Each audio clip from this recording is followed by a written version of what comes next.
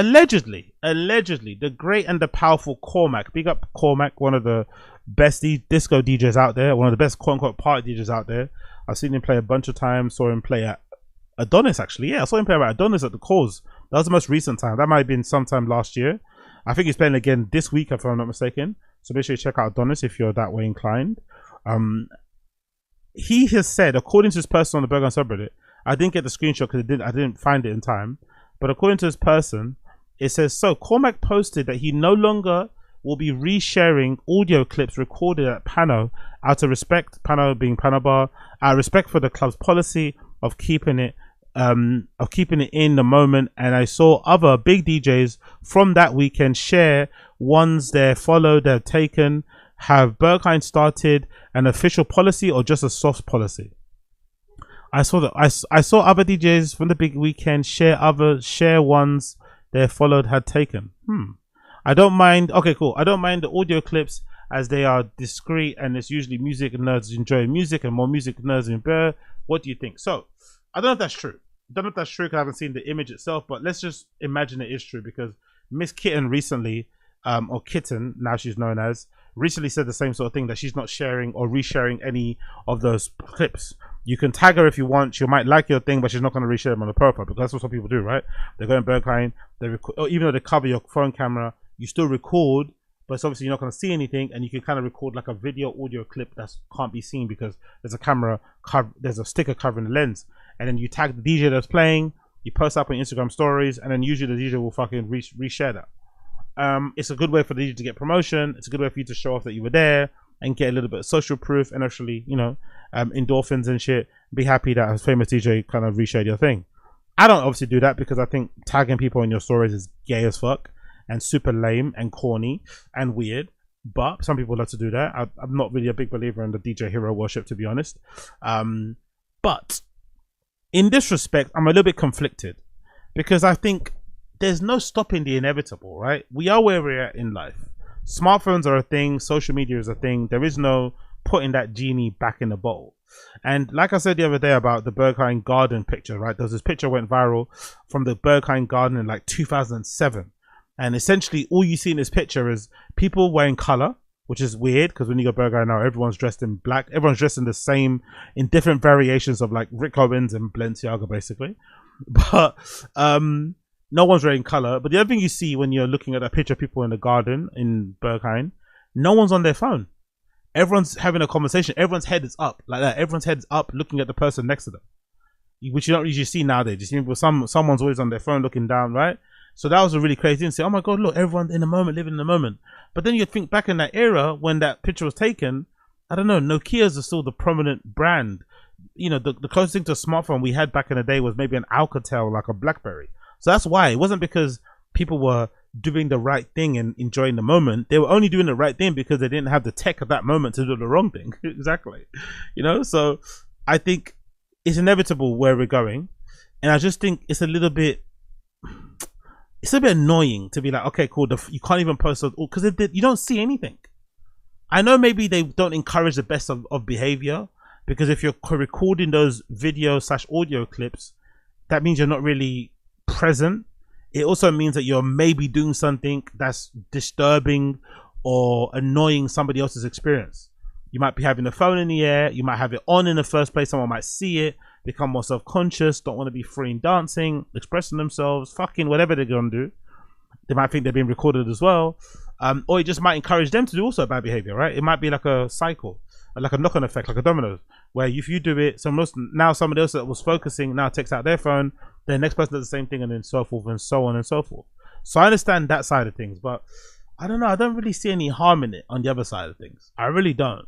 I really don't see any harm in it. I guess I'm a little bit biased because when I first kind of discovered the club, one of the things I used to love doing was going on, like back in the day it wasn't Instagram, it was YouTube. Back in the day you'd go on YouTube and you'd search Berghain and you'd go search options and you do like date uploaded or posted, and it would give you all the uploads that people posted, and it was usually clips that they recorded off their phone, recorded on YouTube, hoping for a tune ID, or what they do because of the content ID match thing, if you uploaded the song onto YouTube and left it for a day or two, the automatic system would tag it, obviously copyright tag it, block it if it's a tune, but then you'd find out what the tune is. So if your Shazam didn't work or whatever, or you just didn't know it was, you could easily just upload it onto YouTube and it will tell you automatically what the tune ID is. But obviously, that's changed with social media. But that's how I used to get a lot of my tunes. Like, that's how I used to record dig. Really strange, but that's how I used to record dig. I'd be on there. I'd be on I think back in the day there was a Facebook group. People, if you know about Berghain, there was a popular Facebook group, which I think might have now migrated to Discord or might have migrated to Telegram, called like Berlin Panorama Music Lovers or something. It was huge, full of 100,000 people, thousands of people, not 100,000. And they'd always post like, okay, here's what I heard in the Berghain. I heard this track, this DJ played this track, this track, this track. So you'd get amazing shoots. So that's how I used to record dig. So I find it a little bit hard to take that, you know, now or a lot of DJs are deciding not to push or promote that sort of thing and not encourage that bad behavior. Then I thought to myself, is this actually a rule? Like, I know they say you can't put stickers, you can't record videos, but is it actually a rule that once they put the sticker on your phone, that means you also can't record a video even if you got a sticker on there? But then I checked the Instagram and I remember seeing this the only post they have on their Instagram, by the way, on the official Berghain Instagram, the only post they have here is this one post. If you click it, it says the following: taking photos is not allowed. Is not allowed. It says it clearly there, right? And this is obviously in the area where photos were the only thing, not videos. You couldn't actually record in the video. And then if you go under Wikipedia, you shall see that it also says something about no photos being allowed in there too. If you read a bit of the blurb, it said Berghain is known for extended weekend hours, strict and selected door policy, diverse queer culture, dedicated spaces for sexual activity, and an environment that is described as influencing fluidity in sexual orientation and behavior.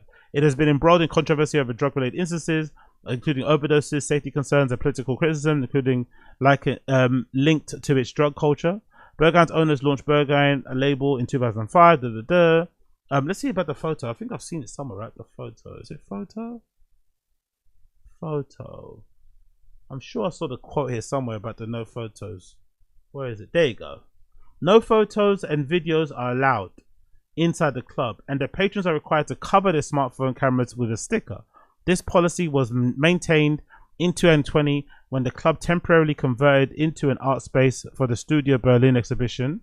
Additionally, the toilets in the club have no mirrors, purportedly so the club's guests are spared the buzz-killing identity of seeing their own faces in the epic partying session. But you could just see it with your fucking phone, to be fair. 2020 academic study described Berghain as a unique I don't know what that fucking word says, where existing sexual orientations may become porous, as well as pre-existing behaviors altered due to the environment. So it says quite clearly there, no pictures, no videos. And obviously when you go in for the first time, if they can feel you're a first timer, sometimes the person, the security who's checking all your bags and shit in the little room to the side will usually say, please, no pictures, no take videos, just enjoy your night, please. You know, they give you a little warning, a little pep talk. So it is known, but again, like I said, it's a little bit of a loophole because they steal your camera anyway. You can't exactly take it. I've seen people upload selfies, which is just a black screen and stuff, right? Which is quite funny. So it's a little bit strange, the fucking request there, but I understand what they're doing. There's actually an article here that kind of speaks a little bit about it too, courtesy of the New York Times. This is an old article actually. It says, with stickers on phone cameras, club defend the party vibe from 2024. On a recent Sunday afternoon here, it says, line outside Berghain Berlin club stretched for hours. Hundreds of visitors sweating black outfits lined the path to a dusty, pathy door. The club is also notorious because despite the reputation of being the world's preeminent techno venues, its parties aren't documented online.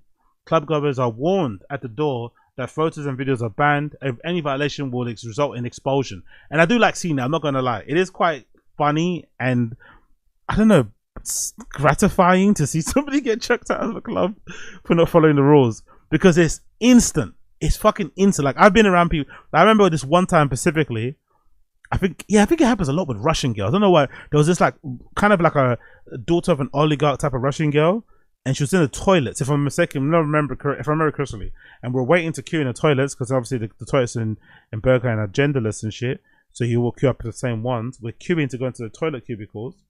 And if I'm not mistaken, she was on the queue taking pictures, selfies of herself with her gay bestie. And the way security saw that and just like yanked her out of the club by her collar, like, not, bro, like it was almost instant. So that's why sometimes you don't really see them because they're quite incognito, keep themselves to themselves. But they do parade the dance floor, the security. They are always going up and down. They're always kind of doing, you know, little circles. And obviously, people there too are very strict too. People that go. I remember the first time I ever went. Actually, the first time I ever went, I got told off about doing bumps on the dance floor because I'm from London, obviously, and I'm aware that everyone does bumps on the dance floor. I got told off by this like guy wearing a little kind of fairy kind of outfit, if I'm not mistaken. He's like, "Babe, no, you don't do that here. Go in the toilets," you know, kind of told me off like very elegantly, very quietly, but very kind of direct. So the people self-police really well too. So if you do pull out your phone, someone's going to snitch on you quickly. But it is quite satisfying to see them because I honestly, she was tiny, this girl. She got dragged like from her collar, like, you know, like in a cartoon where like they pull someone and it's just like a shadow, like all you see is color. I was like, shit. Like a blur, right? A motion blur from a white dress. Although this may seem like an excessive to visitors, it says such camera policies have become the norm or standard practice in Berlin clubs as a crucial tool to maintaining an anything goes atmosphere. The club elsewheres are increasingly following Berlin's lead, and that's the thing. It's I don't think it's anything goes. It's more so just fun, isn't it? I don't know what it is about. It's more so just fun. I guess the phone policy thing pre-selects people. The door policy pre-selects people. The culture, it being queer, LGBT, pre-selects. So you're probably getting people that are coming into that place open-minded anyway, who don't have their guard up, who like to dance, who like music. I mean, it's kind of a bit of a cheat code, but I still think like people can say, I'm sure people have said this before in places like Color Factory and shit, but those type of clubs, they've improved. Even Fabric, which I don't like, has improved somewhat because they've now decided to put stickers on phones and shit. It does really help. Obviously you need to kind of, you know, enforce it. I know some clubs like Fold in the beginning were just handing out the sticker things in the queue and making you put them on yourself. It's like, come on, that's not really gonna enforce it. People are still gonna take the piss. You just could just put it on there and really be for serious. And to be honest too, the Berghain stickers they put on your phone, the stickers are like, they're like bulletproof. I don't know where they get them from, what kind of grade, level, style, whatever the adhesive they use. But honestly, unless you're wearing skinny jeans and your pockets are really tight to your, and you're kind of pulling out your phone in and out and it's kind of rubbing, it can slip off. But most of the time, those stickers stay on for a long time and they're kind of hard to take off. They're really fucking solid. So maybe it's that. Maybe you have to invest in special stickers. I don't know, develop them with a fucking sticker manufacturer so they don't come off. But I guess there's a reason for it. But the loophole in Berghain does exist because, like I said, recording a video with a sticker on isn't the same thing as recording a video with a sticker off. And most people, I think, just hold their phone down below. They don't stand there with their phone pointing at the fucking booth, you know? So you are being quite discreet. It says here, respected venues including Fabric in London, Radion in Amsterdam have brought in similar sticker rules in recent years. Pikes Ibiza on the Spanish island, famous for its nightlife, announced last month that all visitors must now cover their cameras so that will happen at Pikes stays as Pikes. Tia Abashidze, founder of Basement in Brooklyn, a techno club that has been stickering visitors' phones since 2019, said in an email that it was part of a cultural shift towards genuine distraction-free experiences. The club rigorously enforces the rule. She said sometimes throwing several rule breakers out per night. Fucking hell. And you know what's really cool about this too is like, that's the truth though, isn't it? It does ultimately gear for a better experience, a better venue, a better time out, but I don't know, it's just something. I guess it's maybe just being told that you can't do something. It's like there's a little anarchist, a rebel punk thing about it. It's like, I want to do it anyway, you know? But you shouldn't. Obviously, you shouldn't because it's a far better experience if you don't. Daniel Plasch, co-director of Berlin venue RSO, said that the growing international popularity of such policies reflected an appreciation for the club's carbon ethos. That's true. I also think what's the other way around. So, let me explain. I'll read this first. Other cities have clubs like Berlin. Other cities have clubs, sorry, but Berlin has clubbing culture. Very, very true. Very good distinction there because they take it serious. Sometimes a bit too seriously. Sometimes those Berlin people are a little bit too serious when it comes to clubbing. It's just uts music. Like, relax, love, relax. It's not that deep, you know? Let's take a chill pill. But they do take it seriously. There's something unifying, ritualistic about the dance floor. He added, but the atmosphere was ruined when people use their phones to take images that they'll never look at again anyways. By taking a photo, Plasch said, you are destroying the moment even as you are documenting it, which is true, which is why I've always advocated for like, they're a bit I advocate for misconnections. I think you should have more misconnections. When you go out, don't, if you end up, talking to somebody that you like and shit, just let it be. Let it be. If you end up making a friend, let it be. Let you bump into that person again on the dance floor. Don't try and exchange IGs or numbers. It never really works out anyway. And the connection, the electricity of that meeting the second time around, by coincidence, by happenstance, is going to be way better than getting their phone, trying to organize someone to meet them, to hang out again during the week. But then that person, fucking ghosting you because they've now they want to come down and they're regretting going now, and you're a reminder that they went out. It's just, no, leave it. So you're better off just leaving your phone in there and having those long, drug-induced crazy conversations with people in toilets and shit, as opposed to trying your best to make make friends by pulling out your phone and being. It's just not the place to be. Enjoy the social aspect on the dance floor in the club itself. No need to try and take your phone and use it all, because you don't really need it. Let's be fair. You go in there, the night is programmed for you to a T. If anything too, I'd prefer, if you're going to a place like these places in Berlin that are open 24/7 and shit, you're probably better off keeping your phone in your pocket so you have battery, so you can then get an Uber home. You can jump on a train, you can withdraw money, whatever, you're better off doing that. Or you can fucking order some food on the way back.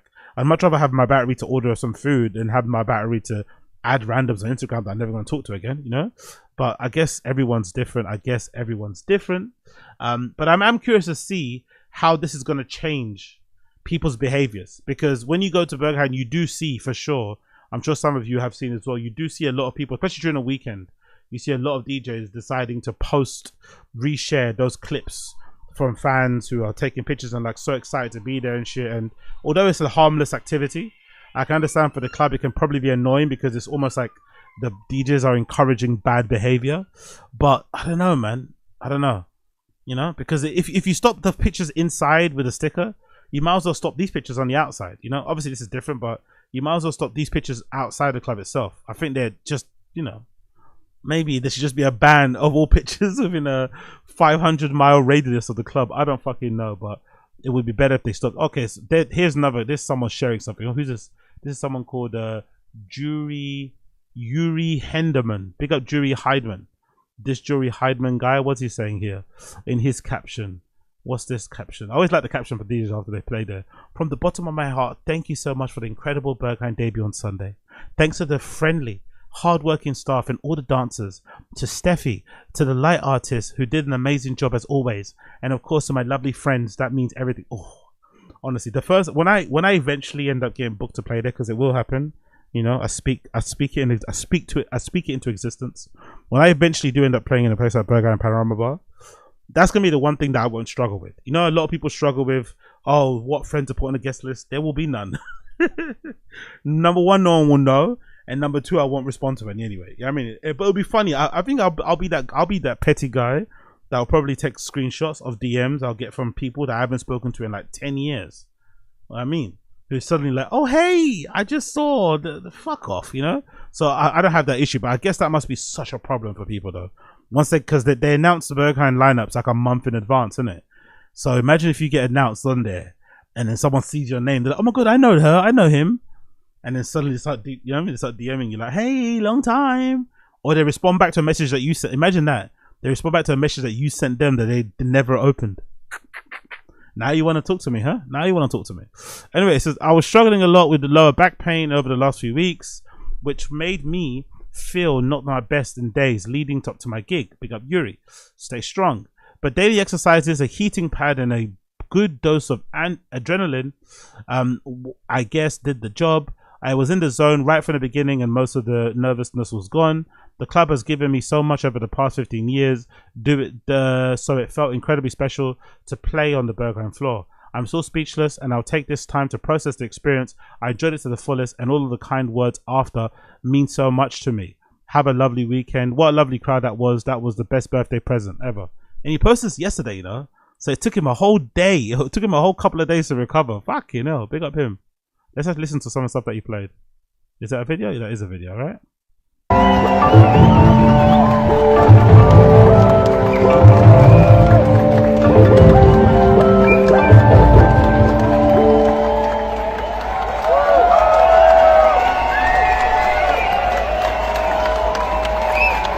that was his debut too. That was his debut.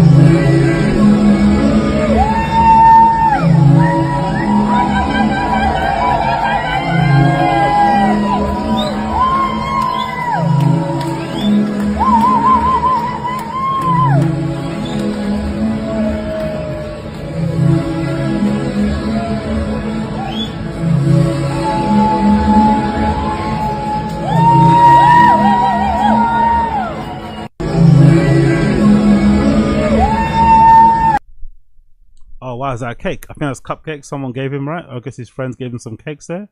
I guess. Nice to see. Oh, that's pretty nice, isn't it?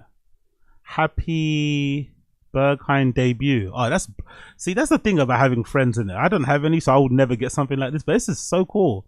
Instead of cakes, it's like what? It's a mixture of like cakes and is that fruit? I don't know what that is. Is that a banana? I think that might be a banana. Yeah, and some melon and some plum. That's actually pretty cool. That's a really cool little gift there as his debut.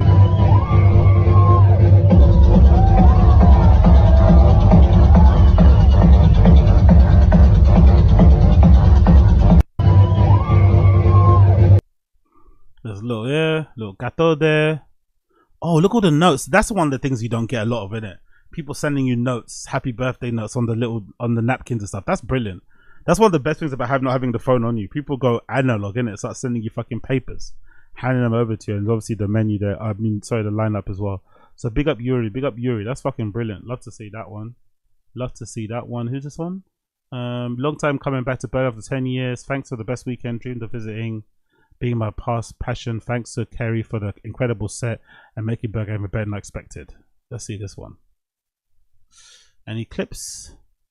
Any clips on this guy? Nah, just pictures like from the weekend. Fair play. No clips. Let's see if we can find a DJ here. Is that a DJ? Who's this? They got no clips on there. Who's this person? This is Earwax Techno. They must have a couple clips in there. Give us some clips, Earwax.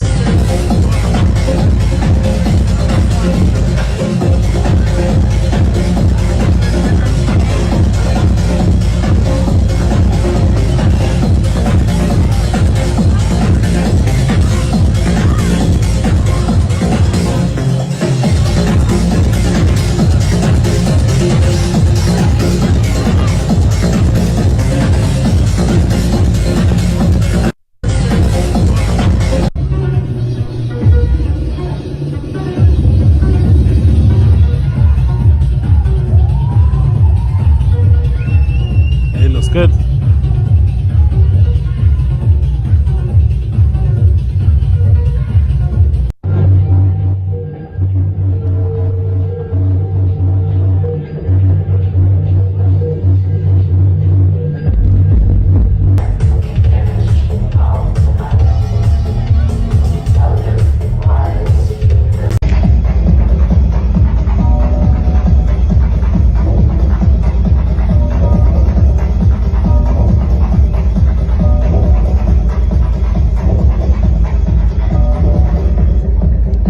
Big up Earwax Techno. It says, wow, last Sunday morning will forever have a special place in my heart. It was a magical being there, surrounded by passionate souls who were all united for the love of the music. You made my debut a special life moment. I feel blessed and grateful for the support and love received.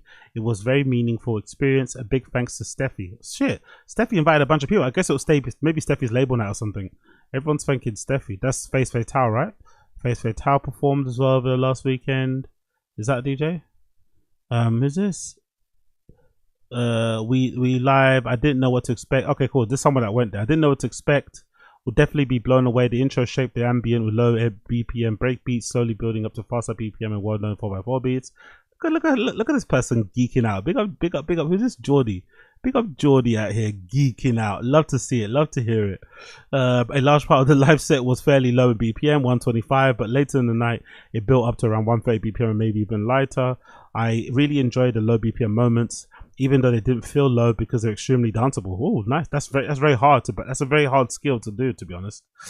They played around a bit with the BPMs and beats. He loves the word BPM in it, which kept you moving. I think it was really good. Big up the example of low hard, of how hard this isn't necessary. Pause. The crowd was good. I stood in the middle of the front set up for the whole time. This was one of the most interesting nights of Berghain in my opinion. Yeah, big up Geordie. Love to hear it.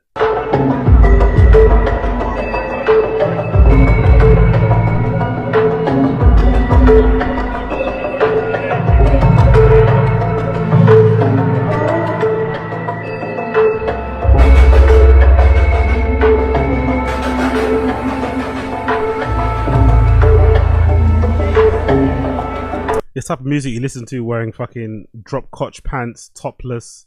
You have like hair running down from your chest down to your belly button, into your pubes. You know, you have a couple of earrings in. You might have one of those ponytails like that, right, at the back of your head. You have loads of wristbands, you know, like long nails. This type of music you listen to, you know.